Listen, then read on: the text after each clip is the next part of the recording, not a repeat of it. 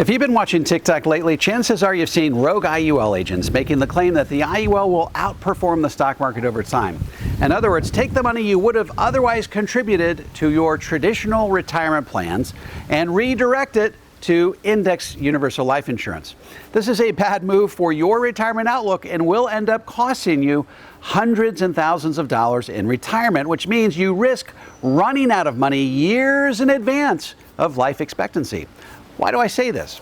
I say because all the historical returns show that IUL is a bond alternative, not a stock alternative. Want to figure out how much money your IUL will return over time? Take the options budget of the insurance company, let's call it 4%, add 2 to 3% in returns, and then subtract 1% in fees.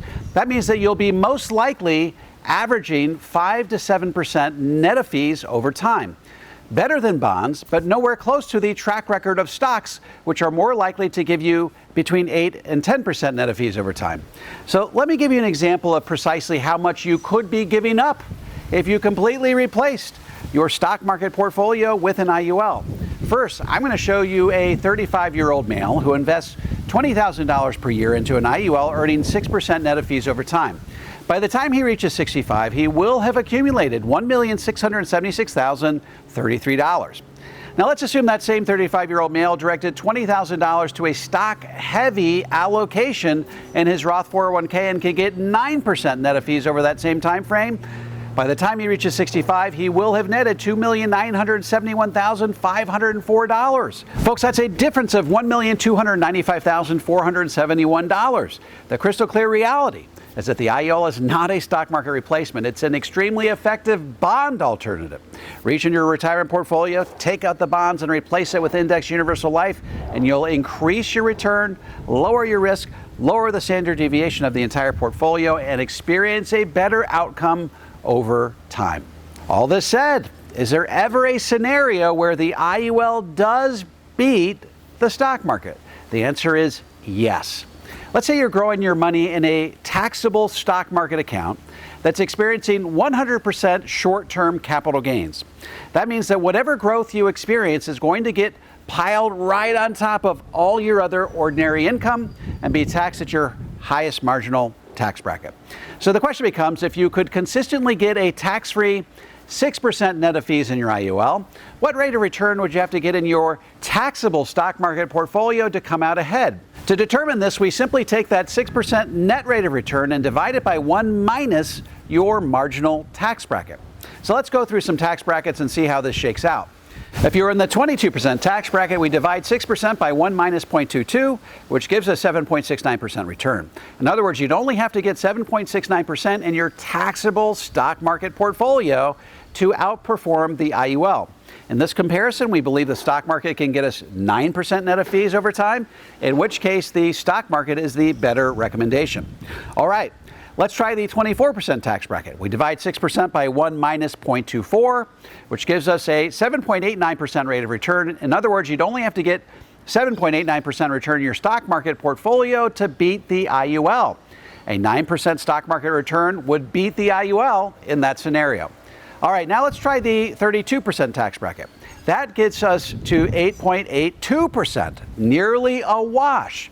Next, we tried the 35% tax bracket. That gets us to 9.23%. If we believe the stock market will deliver 9% over time, then the IUL is the better alternative. Lastly, we tried the 37% tax bracket. That gets us to a gravity-defying 9.52%. Again, if we only believe the stock market can net us 9% over time, then the IUL would be the better alternative here. Can you start to see how the higher your tax bracket, the more it makes sense to reposition surplus savings from your taxable account to index universal life? Now, not only does the math make sense in those higher tax brackets, but the IUL has flexibilities that make it an appealing place to build tax-free wealth. First, there are no contribution limits. So if you needed to sock $50,000 or even $100,000 into your IUL per year, you can do it. Next, there are no income limitations. So even if you make far in excess of the modified adjusted gross income limitations of the Roth IRA at $228,000, you can still contribute to the IUL. Next, we have to remember that the IUL is delivering safe and productive growth. In other words, you're getting competitive rates of return without taking any more market risk than what you're accustomed to taking in your savings account. When you incorporate this type of asset into your portfolio, you increase the returns, lower your risk, lower the standard deviation of your entire portfolio, and experience a better outcome over time. In summary, even though I routinely say that the IUL is not a stock market replacement, there are certain situations that it can outperform after-tax stock market returns over time. Once again, the higher your marginal tax bracket, the more that calculus favors index universal life. If you find yourself in those lower tax brackets and you have a large balance in your taxable bucket, you can still take advantage of the IUL. You just have to assume that any dollars shifted into the IUL are now functioning as the bond portion of your portfolio, meaning you should adjust the stock bond allocation in the rest of your portfolio to compensate. Lastly, let us not forget that the IUL also has a death benefit that doubles as long-term care. If at any point in your life you can no longer perform 2 of 6 activities of daily living and can find one doctor to write one letter to that effect, they will send you 25% of your death benefit every year for the purpose of paying for long-term care. They may discount that amount slightly based on the age when you receive the benefit, but the point is this: they're willing to give you your death benefit in advance of your death for the purpose of paying for long-term care. If you want to learn more about how to incorporate Index Universal Life into your retirement portfolio, be sure to check out my tax-free toolkit.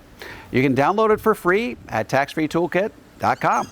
If you're a financial professional and want to learn how to become a certified Power of Zero advisor, head on over to powerzero.com and opt in to my free 3-part video series. By the way, if you have any comments or questions, feel free to drop them into the comment section below. I respond to every single one of them personally. And don't forget to click like, subscribe, and the bell so you never miss a video. This is David McKnight. I look forward to seeing you on the next video.